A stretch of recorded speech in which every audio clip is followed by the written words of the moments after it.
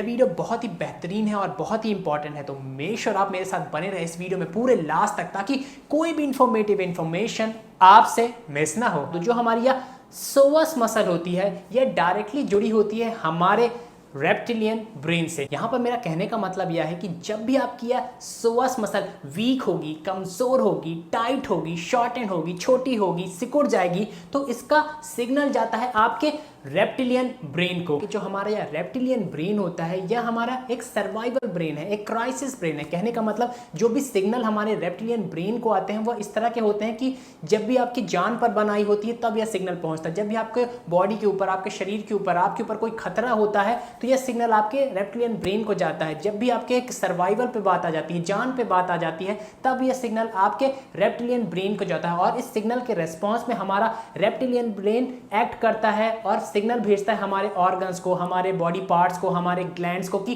कुछ एक्शन लो भाई, और जल्दी से एक्शन लो, क्विक एक्शन लो। और जैसे कि आप जानते हैं, जो हमारे बॉडी के अंदर सिग्नल्स होते हैं, ये हमारे नर्वस सिस्टम से कंट्रोल होते हैं। हमारे बॉडी में दो तरह के नर्वस सिस्टम होते हैं, सेंट्रल नर्वस सिस्टम जिसमें आपका ब्रेन आता है और आपकी स्पाइनल कॉर्ड आती है, और हमारा पेरिफेरल नर्वस सिस्टम जिसके अंदर जो आपकी नर्व्स होती हैं वो आती हैं। यहाँ पर हमारी बॉडी के अंदर सेंसरी न्यूरॉन्स होते हैं जो आपके बॉडी में सिग्नल आपके दिमाग तक पहुंचाते हैं। फॉर एग्जाम्पल सेंसरी न्यूरॉन्स के एग्जाम्पल के बारे में बात करूं तो जो आपके आई हो गया, जो आपका ईयर हो गया, जो आपका टंग हो गया, जो आपका ये नोज हो गया, स्मेल जो आप कर सकते हैं, जो आपका स्किन में जो टच कर सकते हैं आप, टच को जो फीलिंग है, ये सब आपके एक सेंसरी न्यूरॉन्स है। ये सिग्नल आपके जाता है आपके ब्रेन तक और फिर आपका ब्रेन रेस्पॉन्ड करता है इन सिग्नल पे, और वो रेस्पॉन्स जाता है, ट्रेवल करता है आपके बॉडी पार्ट्स तक एक मोटर न्यूरॉन्स के फॉर्म में। ठीक है, मोटर न्यूरॉन्स होते हैं जो हमारे ब्रेन से हमारे शरीर तक, बाकी शरीर तक जहां भी एक्शन लेने की जरूरत है वहां तक सिग्नल पहुंचाते हैं कि भाई अब ये एक्शन लो। फॉर एग्जांपल आप दूध गर्म कर रहे हैं, ठीक है, और दूध गर्म करते करते आपकी गलती से आपकी उंगलियां आपके दूध के बर्तन पे टच हो गई, तो यहाँ पर क्या हुआ, आपकी स्किन जो है वो टच एक सेंसरी न्यूरॉन है, ये सेंस कर लेगा, सेंसरी न्यूरॉन जाएगा आपके ब्रेन तक कि भाई हमने कुछ टच कर दिया है, गलत है ये, और तुरंत आपका दिमाग एक एक्शन भेजेगा, कौन किसके फॉर्म में, मोटर न्यूरॉन्स के फॉर्म में, और वो न्यूरॉन्स, मोटर न्यूरॉन्स आपके स्किन तक पहुंचेंगे और इसको कमांड देंगे कि हाथ हटा लो, यहाँ से आपका हाथ जल सकता है, ये खतरा है हमारे लिए। तो यहाँ पर जो ये एक्शन होता है बड़ा ही क्विक होता है, बहुत ही जल्दी होता है, रेस्पॉन्स होता है। तो इस तरह से हमारी बॉडी एक्शंस लेती है, इस तरह से हमारी पूरी बॉडी में सिग्नलिंग होती है। इन सेंसरी न्यूरॉन की मदद से हमारा ब्रेन समझता है कि क्या एक्शन लेना चाहिए और ये कमांड भेजता है मोटर न्यूरॉन्स के फॉर्म में उस बॉडी पार्ट तक कि ये एक्शन लो। ठीक है, इस तरह से हमारी पूरी बॉडी एक्ट करती है, काम करती है इस सिग्नल्स के रेस्पॉन्स में। तो यहाँ पर जब जब आपकी सोवस मसल पे स्ट्रेस आएगा, जब आपकी सोवस मसल कमजोर होगी, जब आपकी सोवस मसल टाइट होगी, शॉर्टन होगी, छोटी होगी, सिकुड़ जाएगी, तो यह सिग्नल डायरेक्टली जाता है आपके रेप्टिलियन ब्रेन को, और इस सिग्नल के रिस्पांस में रेप्टिलियन ब्रेन क्या करता है, जो हमारा सर्वाइवल ब्रेन है, जो क्राइसिस ब्रेन है, तो यहाँ पर हमारा यह रेप्टिलियन ब्रेन हमारे एड्रेनल ग्लैंड को सिग्नल देता है कि देखो हमारी बॉडी पे खतरा है, हमारी जान पर बनाई है, कुछ एक्शन लो, कुछ हार्मोन रिलीज करो। और जैसे ही हमारा यह एड्रेनल ग्लैंड सिग्नल रिसीव करता है हमारे रेप्टिलियन ब्रेन से, तो हमारा एड्रेनल ग्लैंड क्या करता है, कई सारे हार्मोन्स रिलीज करता है। जैसे कि हमारा यह एड्रेनल ग्लैंड 3 तरह के मेन हार्मोन रिलीज करता है, जो कि है पहला एड्रेनालिन, और दूसरा कॉर्टिसोल, और तीसरा एल्डोस्टेरॉन। चलिए पहले इन 3 हार्मोन्स के बारे में एक एक करके जान लेते हैं कि क्या क्या फंक्शंस परफॉर्म करते हैं हमारे बॉडी में, ताकि आप और बेहतर तरीके से समझ सकें। तो सबसे पहले बात करते हैं एड्रेनालिन हार्मोन के बारे में। जब भी हमारे बॉडी में एड्रेनालिन हार्मोन प्रोड्यूस होगा तो यह हमारी बॉडी के अंदर फाइट और फ्लाइट रेस्पॉन्स इंड्यूस करता है। कहने का मतलब यह आपको मजबूर करता है कि कुछ एक्शन लो, या तो फिर लड़ो या भागो। जैसे कि मैंने आपको बताया था कि जो हमारा रेप्टिलियन ब्रेन होता है वह फाइट और फ्लाइट रेस्पॉन्स इंड्यूस करता है हमारे बॉडी में। कोई भी मुसीबत आती है तो उस मुसीबत को देखते ही आपको या तो उससे लड़ने का मन करता है या तो वहाँ से भागने का मन करता है, तो इसी को हम बोलते हैं फ्लाइट और फाइट। तो यह हमारी बॉडी में जो एड्रेनालिन हार्मोन होता है या फ्लाइट और फाइट रेस्पॉन्स हमारे बॉडी में इंड्यूस करता है। तो जब भी आपकी बॉडी में खतरा आता है तो आपको लगता है कि इस खतरे से हमको दूर भाग जाना चाहिए या तो फिर इस खतरे से हमको लड़ना चाहिए। तो यहाँ पर क्या होता है, जैसे ही सोवस मसल के ऊपर आपको स्ट्रेस आता है तो आपकी बॉडी में भी यह एड्रेनालिन हार्मोन रिलीज होता है, और फिर आपको या तो भागने का मन करता है, उस सिचुएशन से भागने का मन करता है, या तो फिर उस सिचुएशन से लड़ने का मन करता है। तो यहाँ पर जब जब आपकी सोवस मसल पे स्ट्रेस आता है, सोवस मसल कमजोर होती है, शॉर्टन होती है, सिकुड़ती है, तो वहाँ पर भी आपके ये सोवस मसल सिग्नल देती है आपके रेप्टिलियन ब्रेन को, रेप्टिलियन ब्रेन से सिग्नल आता है आपके एड्रेनालिन ग्लैंड को, और एड्रेनालिन ग्लैंड इसके रेस्पॉन्स में एड्रेनालिन हार्मोन रिलीज करता है, जिसके कारण आपके बॉडी में फ्लाइट और फाइट रेस्पॉन्स होता है। तो यहाँ पर हमको इस फ्लाइट और फाइट को समझना पड़ेगा। फ्लाइट कहने का मतलब भागो, दूर जाओ। तो यहाँ पर जैसे ये जब आप भागते हैं तो भागने का मतलब आपकी बॉडी का मूवमेंट करना है, आपके अपने बॉडी पार्ट्स को मूव कराना है। और यहाँ पर जैसे कि हम जानते हैं जो हमारी जो सोअस मसल होती है ये हमारे अपर बॉडी को हमारे लोअर बॉडी के साथ कनेक्ट करती है। जैसे कि आप इस समय इसकी लोकेशन देख पा रहे होंगे, यह हमारे वर्टिब्रल कॉलम से ओरिजिनेट होती है और जाकर इंसर्ट होती है हमारे फीमर बोन के, मतलब हमारे पैर की जो थाई में बोन प्रेजेंट होती है उसके लेसर ट्रोकेंटर पे। जैसे इसके आप इंसर्शन देख रहे हैं तो इस तरह से आप देख सकते हैं कि हमारे वर्टिब्रल कॉलम को हमारे पैरों से जोड़ती है। सोअस मसल एक मेन मसल होती है जब भी हम वॉकिंग करते हैं, भागते हैं, दौड़ते हैं, सीढ़ियाँ चढ़ते हैं, साइकिल चलाते हैं, क्योंकि वहाँ पर हिप फ्लेक्शन इन्वॉल्व होता है। और सोअस मसल एक स्ट्रॉन्ग हिप फ्लेक्शन मसल होती है। तो जब भी आपका हिप फ्लेक्शन वाला एक्शन होगा तो वहां पर यह सोअस मसल इन्वॉल्व होती है। तो जैसे ही आपको एक फ्लाइट और फाइट रेस्पॉन्स आया और आपने फ्लाइट चुना, आपको भागने का मन किया, आपने बॉडी मूवमेंट की, तो यहाँ पर आपकी सोअस मसल एंगेज हुई। ठीक है, सोअस मसल हिप फ्लेक्शन परफॉर्म करती है। सोअस मसल जब भी आपका अपर बॉडी को लोअर बॉडी के साथ कनेक्ट करती है, इसलिए जब भी आप दौड़ते हैं तो वहां पर आपकी सोअस मसल इन्वॉल्व होती है। तो इस तरह से जब आप दौड़ते हैं, कोई बॉडी मूवमेंट परफॉर्म करते हैं, तो जो आपकी सोअस मसल के ऊपर जो स्ट्रेस एक्यूमुलेट हो गया है, स्ट्रेस आ गया है, वह रिलीज होता है। आपकी सोअस मसल रिलैक्स होती है। आपके सोअस मसल की जो शॉर्टनिंग हो गई थी, जो छोटी हो गई थी, वो लेंथन होती है, वो स्ट्रेच होती है। तो जब जब आप दौड़ते हैं, आप बॉडी मूवमेंट परफॉर्म करते हैं, तो जो आपकी सोअस मसल टाइट हो गई है वह रिलैक्स हो जाती है, वह स्ट्रेच हो जाती है, जिसके कारण आपके सोअस मसल की वर्किंग अच्छी हो जाती है और इसके रिस्पॉन्स में आपका जो मूड है वो अच्छा हो जाता है, आप अच्छा महसूस करने लगते हैं। आपने भी ऑब्जर्व किया होगा कि अगर आप पूरे दिन ऑफिस में बिताया आपने, तो आपका जो दिमाग में एकदम स्ट्रेस हो जाता है, टेंशन हो जाता है, आप अच्छा महसूस नहीं करते। लेकिन आप जिम जाते हैं, थोड़ी सी एक्सरसाइज परफॉर्म करते हैं, अपनी इस बॉडी को हिलाते डुलाते हैं, चलते हैं, दौड़ते हैं, कुछ भी बॉडी मूवमेंट परफॉर्म करते हैं, तो आपको अच्छा महसूस होने लगता है। क्योंकि यहाँ पर क्या होता है, जैसे ही आप एक्सरसाइज करते हैं, अपने बॉडी को मूव कराते हैं, तो वहां पर आपकी सोअस मसल इन्वॉल्व हो जाती है। सोअस मसल हर उस एक्शन में इन्वॉल्व हो जाती है जहां पर हिप फ्लेक्शन एक्शन होता है। हिप फ्लेक्शन कहने का सिंपल से मतलब जब आप अपने पैरों को सामने की तरफ उठाते हैं ऊपर की तरफ, तो उसको हिप फ्लेक्शन बोलते हैं। या फिर आप अपने स्ट्रंग को नीचे की तरफ बेंड करते हैं तो उसको हम हिप फ्लेक्शन बोलते हैं। तो सारे ऐसे एक्शन जहां पर हिप फ्लेक्शन इन्वॉल्व होता है, तो आपकी सोअस मसल भी डायरेक्ट और इनडायरेक्ट रूप से इन्वॉल्व हो जाती है, एंगेज हो जाती है। तो जब जब आपकी सोअस मसल पे काम करेंगे आप, सोअस मसल की वर्किंग आएगी, सोअस मसल पे स्ट्रेच आएगा, तो आपकी जो सोअस मसल है वह रिलैक्स होती है। और जब जब आपकी सोअस मसल रिलैक्स होगी, लूजन होगी, लेंथन होगी, स्ट्रेच होगी, तो आपको अच्छा महसूस होगा, आपके जान में जान आएगी। अब यहाँ पर एक दूसरा केस समझते हैं। फॉर एग्जांपल कि आप पूरे दिन ऑफिस में थे, आपको एकदम स्ट्रेस आ गया, टेंशन हो गया। तो जब आपके बॉडी में स्ट्रेस आता है, जब आप इमोशनल स्ट्रेस या मेंटल स्ट्रेस महसूस करते हैं, तो ये डायरेक्टली रिफ्लेक्ट होता है आपकी सोअस मसल पे। सोअस मसल क्या होती है, हमारे पूरे बॉडी को बैलेंस करके रखती है, हमारे इस पॉस्चर को इरेक्ट करके रखती है। तो जब जब आपका टेंशन आती है तो आपका जो ये पॉस्चर होता है अपने आप ढीला हो जाता है, आपके कंधे अपने आप झुक जाते हैं, क्योंकि वहां पर आपकी सोअस मसल जो हमारे वर्टिब्रल कॉलम से जुड़ी हुई है वह सिकुड़ जाती है, वह शॉर्टन हो जाती है, उस पर स्ट्रेस आता है, जिसके कारण क्या होता है, फिर से वही होगा प्रोसेस। यह सिग्नल जाएगा आपके रेप्टिलियन ब्रेन को, रेप्टिलियन ब्रेन आपको वापस सिग्नल देगा एड्रेनालिन ग्लैंड को। एड्रेनालिन ग्लैंड क्या, एड्रेनालिन हार्मोन रिलीज करेगा जो कि है फाइट और फ्लाइट रिस्पॉन्स देगा आपके बॉडी में। अब यहाँ पर आपने फाइट चुना, यहाँ पर आपने लड़ना चुना, तो यहाँ पर क्या होगा,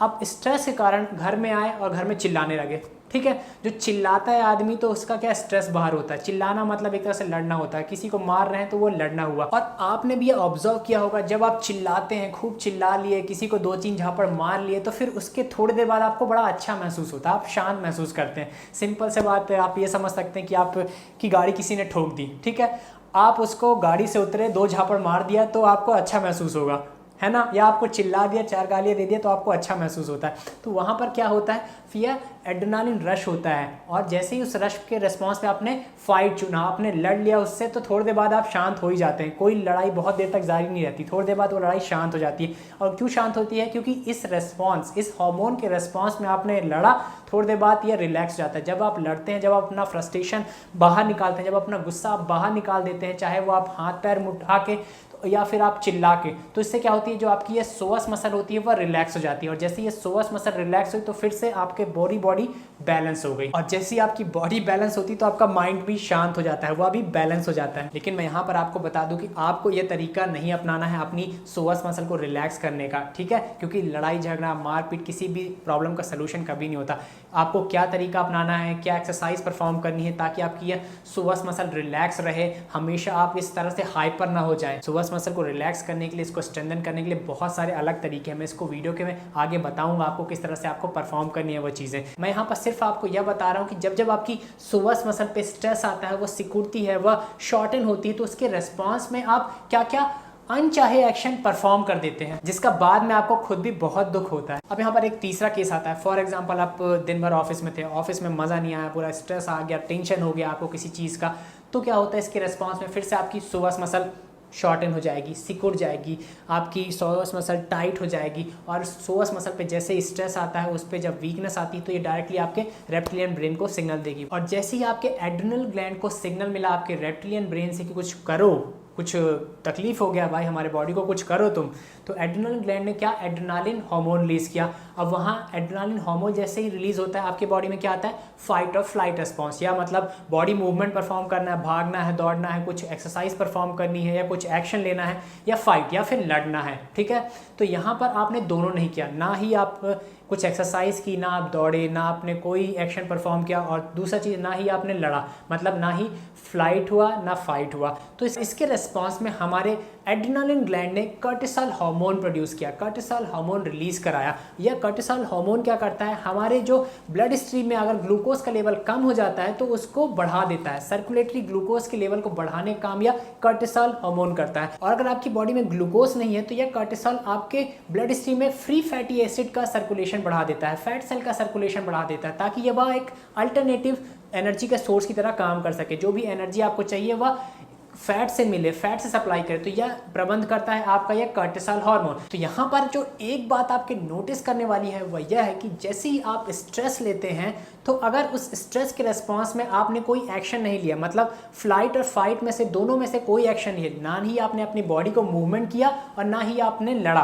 तो यहाँ पर क्या हुआ, तीसरा चीज हुई, आपके बॉडी में कॉर्टिसोल हार्मोन रिलीज हुआ। तो जैसे ही आपकी बॉडी में कॉर्टिसोल हार्मोन रिलीज होता है तो आपके ब्लड स्ट्रीम में जो फ्री फैटी एसिड है, फैट सेल, उनका सर्कुलेशन ज्यादा हो जाता है, और जब यह यूज नहीं हो पाते तो आपके बॉडी के अंदर फैट सेल एक्यूमुलेट होते हैं, आपके बॉडी में फैट बढ़ता रहता है, आपका जो बॉडी फैट है, बॉडी फैट परसेंटेज है, वह इंक्रीज होता रहता है। आपने देखा होगा बहुत सारे लोगों की जो तोंद इकट्ठी हो जाती है, वह यह इंडिकेट करता है कि आपने अपने स्ट्रेस को सही से मैनेज नहीं किया, उसके स्ट्रेस के रेस्पॉन्स में जो एक्शन लेना चाहिए था वो एक्शन आपने नहीं लिया है, इसलिए आपके बॉडी में जो यह तोंद है, फैट सेल है, बॉडी का फैट परसेंटेज है, वो बढ़ता रहता है। और ऐसे लोग जो अपने स्ट्रेस को सही से मैनेज नहीं कर पाते, वो दुखी रहते हैं, वो निराश हो जाते हैं, वह डल हो जाते हैं, वो अंदर ही अंदर घुटते चले जाते हैं। और इसके कारण क्या होता है, जो आपकी इम्यूनिटी होती है वह कमज़ोर होती है, और जैसे ही आपकी जो इम्यूनिटी है, आपकी रोग प्रतिरोधक क्षमता है, वो कमज़ोर होती है, तो आपको कई सारी बीमारियां घेरने लगती है, आपको पता भी नहीं चलता कि यह बीमारी हमारे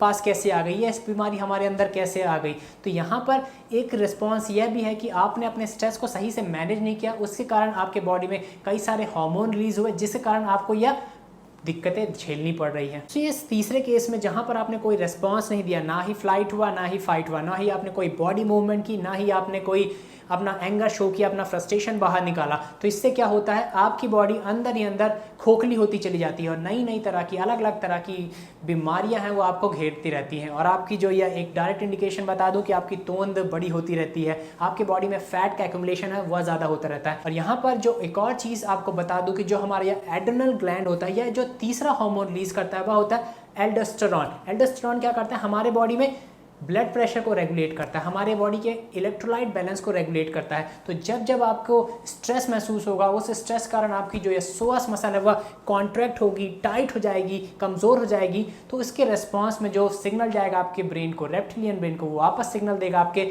एड्रेनल ग्लैंड को, और इस एड्रेनल ग्लैंड ने जो एड्रेनालिन हार्मोन रिलीज किया, उसके कारण आपके बॉडी में फाइट और फ्लाइट रेस्पॉन्स आया, और वो दोनों आपने परफॉर्म नहीं किया। तो तीसरा चीज़ क्या आ जाएगी, वहाँ पर एल्डोस्टेरॉन हार्मोन रिलीज करेगा, और यह क्या करता है, आपके बॉडी में ब्लड प्रेशर को रेगुलेट करता है, आपके इलेक्ट्रोलाइट बैलेंस को रेगुलेट करता है। तो यहाँ पर जब यह एल्डोस्टेरोन आ गया, ज़्यादा अमाउंट में आ गया, तो आपका जो ब्लड प्रेशर है वह भी ऊपर चला जाता है, वह भी ज़्यादा होता रहता है। तो आपने भी देखा होगा जब भी एक स्ट्रेस वाली सिचुएशन आती है तो आप अपना बीपी चेक करवा लीजिए, वहाँ पर आपको डायरेक्टली दिखेगा कि आपका ब्लड प्रेशर बढ़ गया है। तो इस तरह से आप देख सकते हैं कि किस तरह से एक स्ट्रेस आपकी पूरी बॉडी को किस तरह से दूसरे डायरेक्शन की तरफ ले जाता है, आपकी बॉडी को एक फिट कंडीशन से एक अनफिट कंडीशन की तरफ ले जाता है। और सिंपली यहाँ पर आप अपनी इस सोवस मसल को स्ट्रेंथन करके, इसको रिलैक्स करके इन सारी कंडीशन से बच सकते हैं, इस स्ट्रेस से बच सकते हैं, अपनी लाइफ को एकदम आराम से रिलैक्स पीसफुल बना सकते हैं। क्योंकि सोवस मसल ऐसी मसल होती है जिसमें अगर स्ट्रेस आया तो ये आपकी पूरी बॉडी को डिस्टर्ब करती है,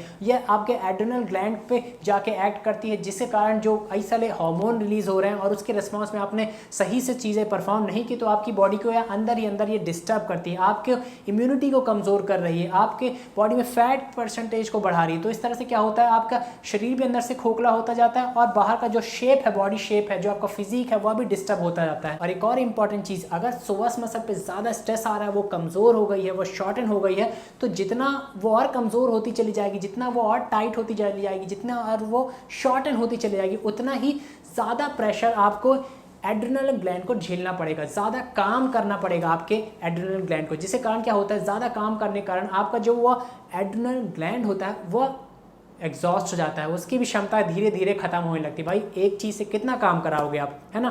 तो जितना आप ज़्यादा काम कराते हो उस चीज़ से, उतना ही वो एग्जॉस्ट होता रहता है, उसकी उतनी ही जो उसकी ताकत है और फंक्शनिंग है वो कम होती रहती है। और जो डेली लाइफ में आप स्ट्रेस से गुजरते हो, फॉर एग्जाम्पल कि किसी ने कुछ बोल दिया, आपने कुछ सुन लिया, या मान लो बच्चे की बस नहीं आई है, आपकी कार ख़राब हो गई, आपका काम ठीक से नहीं हो रहा, आपका बिजनेस अच्छा नहीं चल रहा, आपके ये चीज़ें अच्छी नहीं चल रही, तो जितना ये जो छोटे छोटे चीज़ें हैं, ये छोटे छोटे शेर होते हैं, जैसे आप शेर के सामने आते तो एक फ्लाइट और फाइट रिस्पॉन्स होता है ना, तो ये जो छोटे छोटे शेर है ना, जो स्ट्रेस के फॉर्म में आपके डेली लाइफ में आते हैं, यह भी आपकी बॉडी में सेम फ्लाइट और फाइट रिस्पॉन्स पैदा करते हैं। और इन दोनों में अगर फ्लाइट भी नहीं किया आपने, फाइट भी नहीं किया, तो इसके रिस्पॉन्स में तीसरा रिस्पॉन्स आएगा, चौथा रिस्पॉन्स आएगा, मतलब आपकी बॉडी में फैट बढ़ेगा, आपकी बॉडी का जो ब्लड प्रेशर है वो ऊपर जाएगा, आपकी बॉडी की इम्यूनिटी कमज़ोर होती चली जाएगी और आपको कई सारी बीमारियां घेरने लगती हैं। तो यहाँ पर इन छोटे छोटे जो स्ट्रेस हैं, इनको मैनेज करने के लिए सबसे अच्छी बात होती है कि आप अपनी सोवस मसल को स्ट्रेंथन करें, अपनी सोवस मसल को रिलैक्स करें, इसको मजबूत बनाएं, ताकि जो रेस्पॉन्स होता है पूरा वो अच्छा हो जाए। इसलिए इस सोवस मसल को हम मसल ऑफ द सोल बोलते हैं, क्योंकि ये हमारे बॉडी के सेंटर में प्रेजेंट है और ये इतने सारे फंक्शंस को कंट्रोल कर रही है। अगर इस पर थोड़ा सा भी स्ट्रेस आया, थोड़ा सा भी इसके फंक्शनिंग को डिस्टर्बेंस हुआ, थोड़ा सा भी इसकी शॉर्टनिंग हुई, तो आपको बहुत सारी दिक्कतों को झेलना पड़ सकता है। और यहाँ पर अगर आपको लग रहा हो कि भाई हमारी सोवस मसल पे कैसे स्ट्रेस आता है, तो मैं आपको बता दूं, अगर आप चेयर में बैठे रहते हैं तो भी वहाँ पर जब आप बैठते हैं चेयर में, तो आपकी जो सोवस मसल होती है वह शॉर्टन हो जाती है, और जैसे जैसे आप बहुत देर तक चेयर में बैठे रह जाते हैं तो जब आपकी शॉर्टन मसल होती है वो टाइट हो जाती है, और जैसे ही आपकी यह सोवस मसल टाइट होगी तो यह फिर सिग्नल भेजने लगेगी आपकी रेप्टिलियन ब्रेन को कि देखो हमारे बॉडी पे खतरा आ रहा है, हमारे ऊपर स्ट्रेस आ रहा है, कुछ करो। और फिर उसके रिस्पॉन्स में फिर से ये एड्रेनल ग्लैंड सिग्नल देगा कि भाई काम चालू करो, कुछ हार्मोन रिलीज करो, ताकि हमारी बॉडी एक्शन ले सके, उसके रिस्पॉन्स में एक्शन ले सके। और उस एक्शन को आपने नहीं लिया तो जो दुनिया भर की बीमारियां आपको हो सकती है वो मैंने आपको बताया। अभी तक यहाँ तक वीडियो देखने के बाद शायद आपके माइंड में एक क्वेश्चन आ सकता है कि क्या केवल यह सोवस मसल ही हमारे बॉडी में ऐसी मसल होती है जो हमारे इस रेप्टिलियन ब्रेन, जो कि सबसे ओल्डेस्ट सेक्शन है हमारे ब्रेन का, जो सबसे इनर मोस्ट पार्ट होता है हमारे ब्रेन का, उससे कनेक्टेड होती है, जो मैंने अभी तक फंक्शंस बताए, क्या सिर्फ केवल सोवस मसल ही ऐसी मसल होती है जो ये सारे फंक्शंस, जो ये इससे रिलेटेड चीज़ें हैं, जो इससे रिलेटेड डिसीजेज है, जो इससे रिलेटेड हार्मोन्स है, वो सारे परफॉर्म होते हैं हमारे बॉडी के अंदर? क्या सिर्फ केवल सोवस मसल ही होती है या कोई और भी मसल होती है हमारे बॉडी के अंदर? तो इस क्वेश्चन का आंसर छुपा होता है हमारी इस सोवस मसल और हमारे नर्वस सिस्टम की स्पाइनल कॉर्ड की लोकेशन पे। तो यहाँ पर जैसे कि आप देख सकते हैं, जो हमारे नर्वस सिस्टम की स्पाइनल कॉर्ड होती है, स्पाइनल कॉर्ड कौन सा सेक्शन होता है? हमारे सेंट्रल नर्वस सिस्टम का एक पार्ट होता है हमारी स्पाइनल कॉर्ड। स्पाइनल कॉर्ड से ही हमारी बहुत सारी अलग अलग, यहाँ पर 31 पेयर ऑफ नर्व्स होती हैं, वो बाहर निकलती हैं इस स्पाइनल कॉर्ड से, जैसे कि आप इस समय इमेज में देख पा रहे होंगे, और यही नर्व्स हमारे पूरे बॉडी में फैली हुई होती हैं, ठीक है। और जैसे कि आप देख सकते हैं हमारी स्पाइनल कॉर्ड की लोकेशन को, यह लगभग 18 इंच की होती है, 18 इंचेस की यह स्पाइनल कॉर्ड होती है। यह ओरिजिनेट होती है हमारे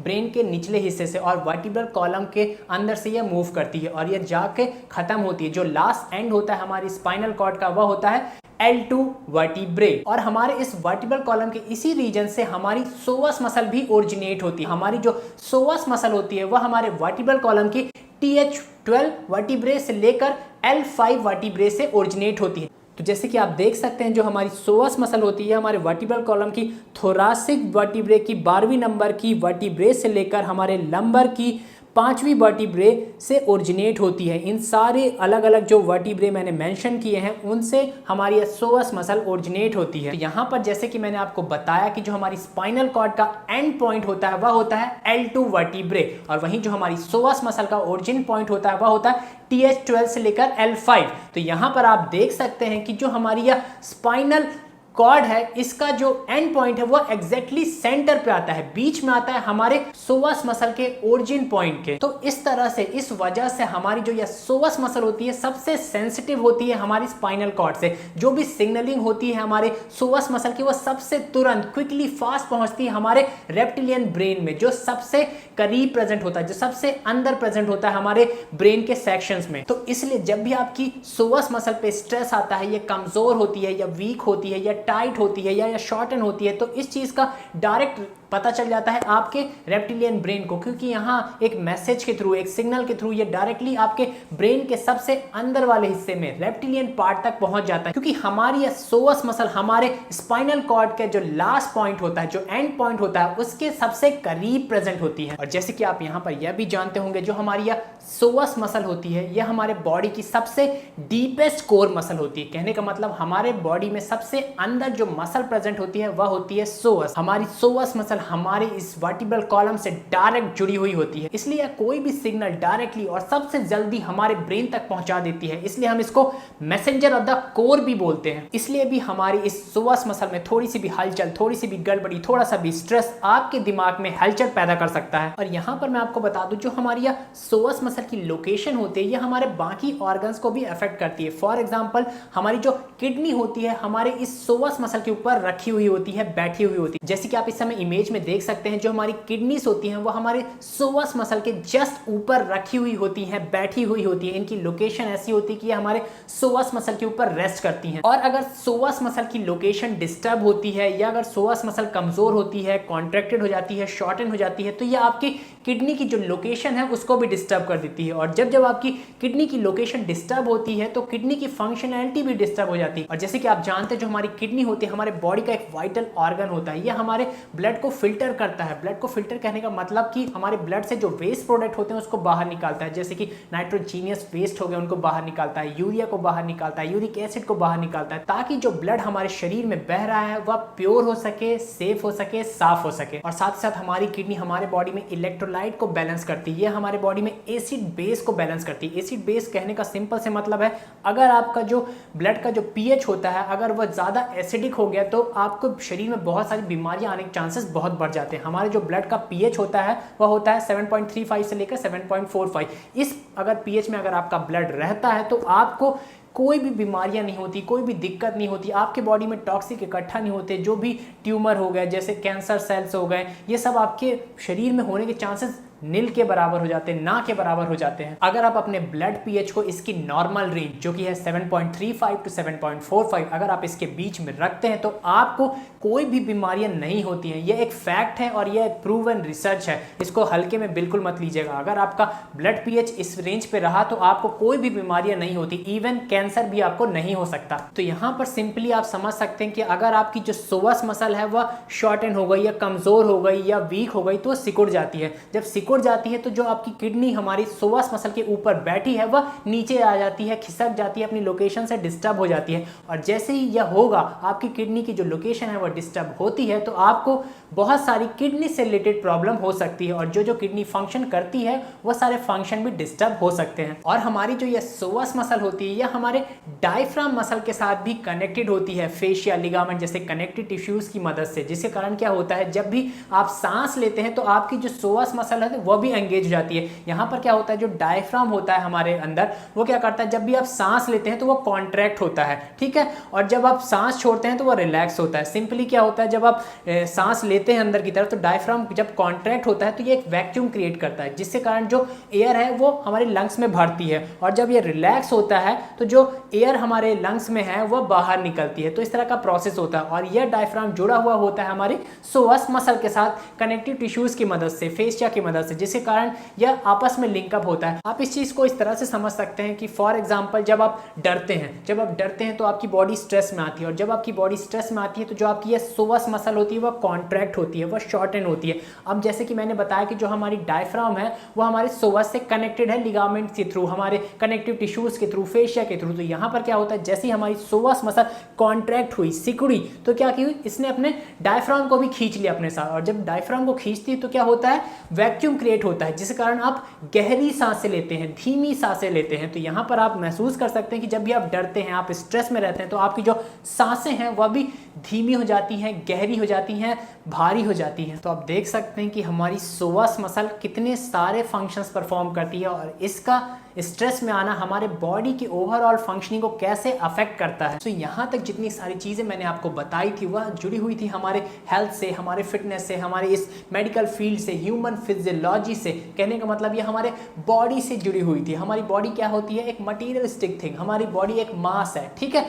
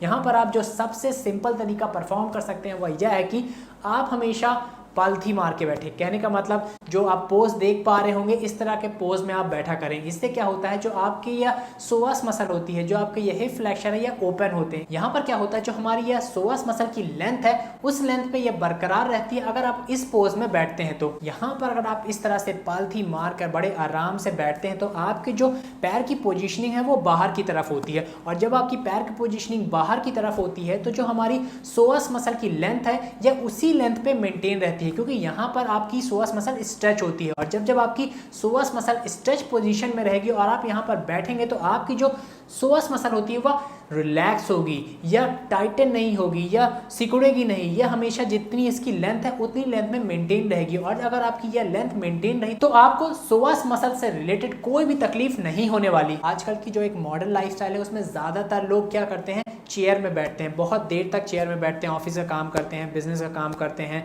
या खाना भी खाते हैं तो चेयर में बैठ कर खाते हैं, तो क्या होता है यहाँ पर जो आपकी सोअस मसल है इसकी शॉर्टनिंग हो जाती है। यहाँ पर जब आप इस तरह से चेयर में बैठते हैं तो आपकी जो सोअस मसल होती है ये अपने पूरे लेंथ में स्ट्रेच नहीं रहती, और जब ये पूरे लेंथ में स्ट्रेच नहीं रहती तो ये सिकुड़ जाती है, ये शॉर्टन हो जाती है, और जब ये शॉर्टन होगी तो ये टाइट हो जाएगी, और अगर आपकी ये सोअस मसल टाइट होगी तो आपको ये बहुत सारी तकलीफ देने वाली है। जैसे कि आपको बैक पेन होगा, खासतौर से लोअर बैक पेन होगा, आपको पेल्विक फ्लोर मसल्स में पेन होगा, आपके थाई के सामने वाले हिस्से में आपको पेन हो सकता है, आपको एंटीरियर पेल्विक टिल्ट की दिक्कत हो सकती है। सो यहाँ पर आप अपने लाइफस्टाइल में एक छोटा सा चेंज करके कि कुर्सी में बैठने की जो आदत है उसको कम करिए और पालथी मार के आराम से बैठने की आदत को बढ़ाइए। इस छोटी सी आदत को अपना के आप अपनी सोअस मसल को स्ट्रेंथन कर सकते हैं, मजबूत बना सकते हैं और इससे होने वाली तकलीफों से बच सकते हैं। और यहाँ पर मैं आपको एक बात क्लियरली बता दूं कि अगर आप अपनी इस सोअस मसल को हमेशा अच्छा रखना चाहते हैं, आप नहीं चाहते कि इस सोअस मसल से रिलेटेड आपको कोई प्रॉब्लम हो,